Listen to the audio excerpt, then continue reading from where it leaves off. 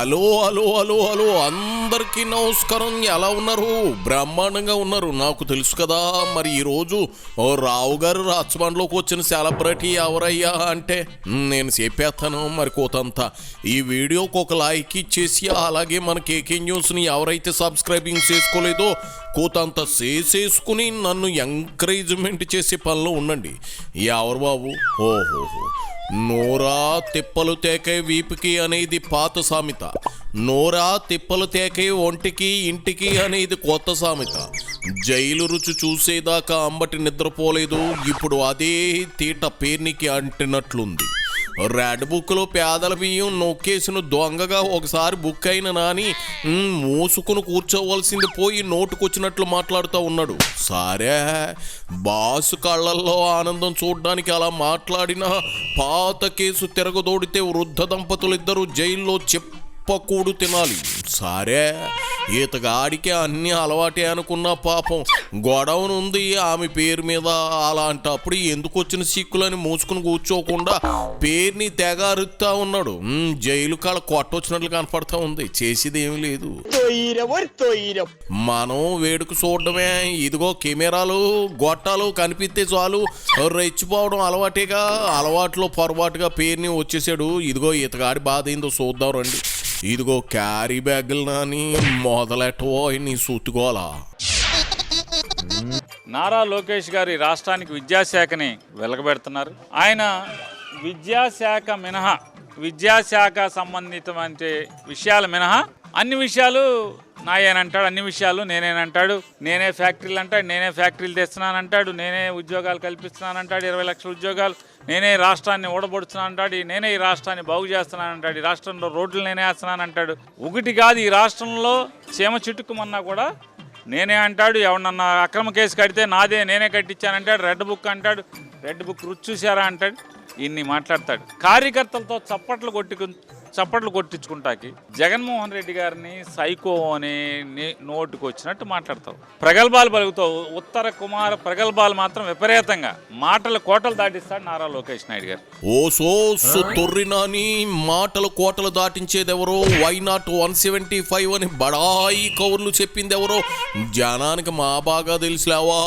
ముందు సబ్జెక్టు మాట్లాడవా. నీ ఉపోద్ఘాతాలు వినడానికి మాకు టైం లేదు. సబ్జెక్టు మాట్లాడు ముందు, ఆ పని చూడు. ఇప్పటికి ఎన్నిసార్లు? ఇప్పటికి 2-3 సార్లు డిఎస్సి మీద ఆయన సవాల్ చేస్తే మేము స్పందించాం. అరే బాబు, దేనికైనా లోకేష్ గారు సమవుజ్జీ కావాలి. ఈ రాష్ట్రానికి మంత్రివి, మొదటిసారి ఎమ్మెల్యే మీరు చేసేది, first time MLA Nara Lokesh, మంత్రి మీ హోదా. అరే మేము కూడా మంత్రి ఎలగబెట్టిన వాళ్ళు ఉన్నాం, మేము వస్తామని చెప్పి సమయం చెప్పు, డేట్ చెప్పు, ప్లేస్ చెప్పు అని చెప్పి మేము కూడా ప్రతి సవాల్ చేసాం. నీకు చేత కాకపోతే నాని నువ్వే ఫిక్స్ అయ్యని చెప్పు, నేను పెడతానని చెప్పాను.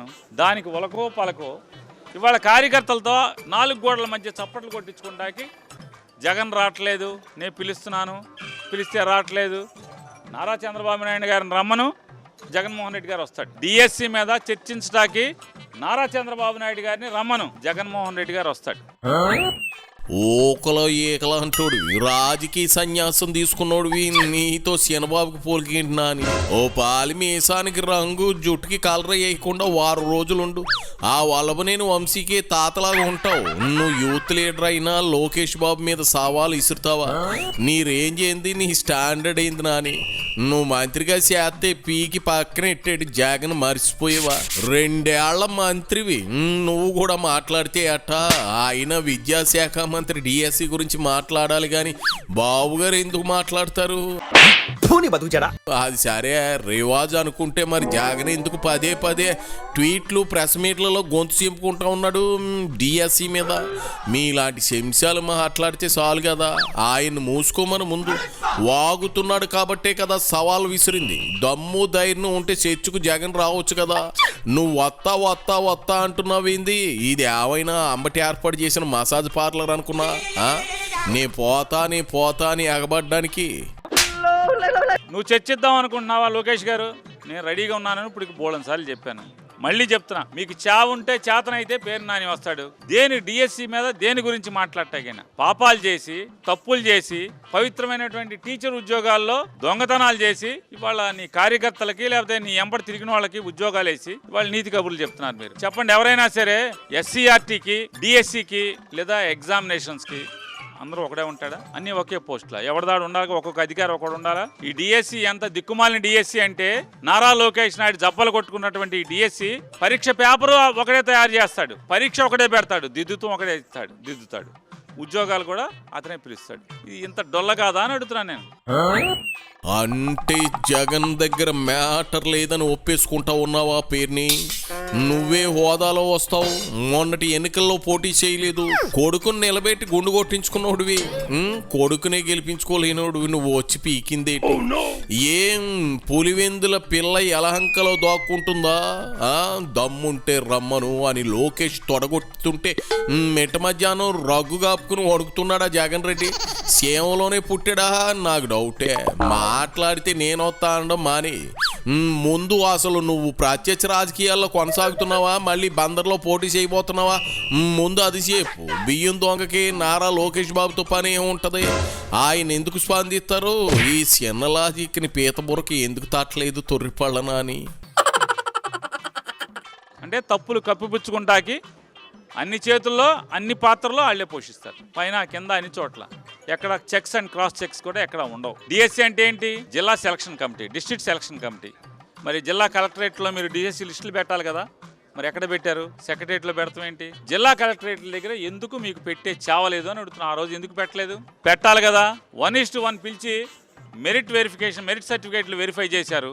మెరిట్ సర్టిఫికేట్లు వెరిఫై చేసినోడికి ఉద్యోగానికి ఇవ్వలేదు. స్పోర్ట్స్ కోటా ఎంత దిక్కుమాలిన కోట. మీరు జాతీయ స్థాయిలో పథకం పొందినోడికి, గోల్డ్ మెడల్ పొందినోడికి లేదా సిల్వర్ మెడల్ పొందినోడికి ఉద్యోగం ఇవ్వకుండా ఊరికే పాల్గొన్నోడికి మీరు ఉద్యోగాలు ఇచ్చారు. కనీసం అర్హత లేకుండా ఇచ్చారు, తర్ఫీదు పొందకుండా ఇచ్చారు, డిఎస్సి రాయకుండా ఇచ్చారు. గమ్మత్ ఏంటంటే టెట్ కానీ డిఎస్సి కానీ 2 పరీక్షలు రాయకుండా మీరు ఉద్యోగాలు ఇచ్చారు, టీచర్ ఉద్యోగాలు.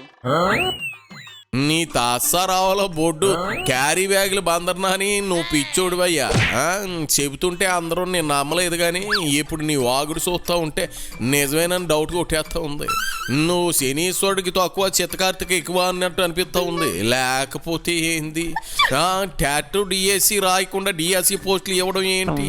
మతి ఉండే మాట్లాడుతున్నావా? ఒక్క ఆధారం చూపెట్టు. నాకొద్దు, కోర్టుకు చూపించు, అక్కడ తేల్చుకో. నిజంగా పరీక్షలే రాయకుండా పోస్టింగ్లు ఇచ్చారంటే కోర్టుల ముందు మీ దగ్గరున్న సాక్ష్యాలు, ఆధారాలు అన్నీ బయటెట్టండి. సాక్షి పేపర్ కటింగ్స్ కాదయ్యో తొర్నాని, నిజమైన సాక్ష్యాలు కావాలి, బోటకపు సాక్షి కథనాలు కాదు. వీళ్ళు మళ్ళీ ఆటలు కాదంట, సైన్స్ చెప్తారంట, ఇంగ్లీష్ చెప్తారంట, సోషల్ స్టడీస్ చెప్తారంట, మ్యాథ్స్ చెప్తారంట, అన్ని భాషలు చెప్తారంట, అన్ని సబ్జెక్టులు చెప్తారంట. డిఎస్సి లేదు, టెట్ లేదు, స్పోర్ట్స్ సర్టిఫికెట్లు అవి దొంగ సర్టిఫికెట్లు అండి. రుజువు చేయడానికి ఛాలెంజ్ చేస్తున్నాం. ఇప్పటికి 100 సార్లు ఛాలెంజ్ చేసాం. పిల్లలు ఛాలెంజ్ చేశారు. కోర్టు గురించి మాట్లాడుతున్నాం. 150 కేసులు వేశారు, పొడి చేశామని. మరి కోర్టు స్పోర్ట్స్ కోటా విచారణ చేయమంది కదా, రాజీనామా చేయి. సిగ్గుంటే రాజీనామా చేయాలి కదా. కోర్టు విచారణకు ఆదేశించింది కదా. నిన్న డప్పాలు కొట్టావు కదా, కోర్టు ఆపలేదు, ముందుకెళ్ళమని. మరి కోర్టు విచారణ చేయమని ఇచ్చింది కదా. స్పోర్ట్స్ కోటాలో రిక్రూట్మెంట్ మొత్తాన్ని విచారణ చేయమని చెప్పింది కదా. నవ్వుతాడు కదా ఎవడన్నా. మరి మీరు ఇచ్చిన స్పోర్ట్స్ కోటా రిక్రూట్మెంట్ ఇచ్చినటువంటి జీవోని డిఎస్సి పరీక్షల ముందు 19వ తారీఖు ఎందుకు ఇచ్చారు?